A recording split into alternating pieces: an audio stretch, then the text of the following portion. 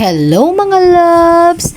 Chicken ang nabili natin na pang-ulam today kasi ito lang ang kumasya sa budget at napakamahal ng isda at mas lalong napakamahal ang baboy.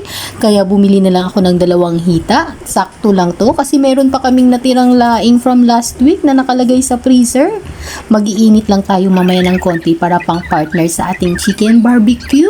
Kaya yan, sinimula na nga natin i-marinate ang ating chicken para sa ating pag-barbecue later. Meron tayo dyan ketchup, naglagay din tayo ng kalamansi at saka konting sweet chili sauce para sa konting kurot ng anghang at syempre meron tayong bawang dyan at konting toyo na rin para magandang-maganda ang kanyang color.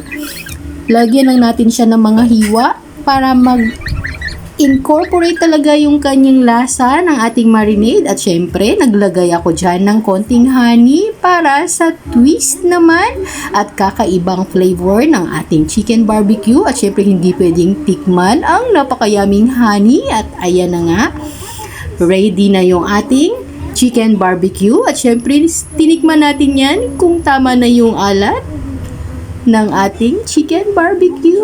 Ready na yung mga hita na yan. So, iset aside lang natin yan for an hour para talaga manuot ang kanyang lasa.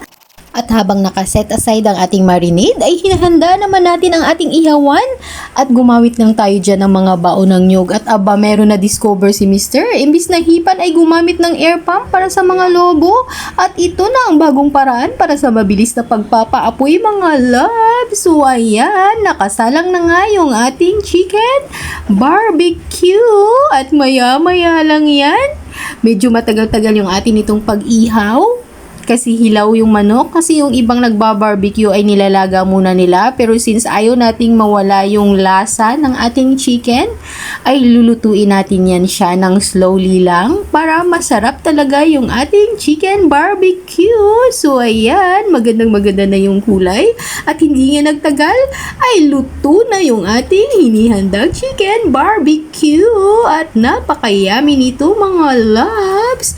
At dahil luto na yung ating chicken barbecue, ay ito, mag-iinit na tayo ng ating natirang laing from last week pa yan mga loves at masarap pa rin siya.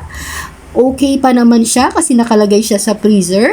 So ayan, ready na yung ating lunch, chicken barbecue with laing. At dahil sinamahan mo ako sa araw na ito, sa'yo ang unang subo ko. God bless everyone. Please like and share. Love you.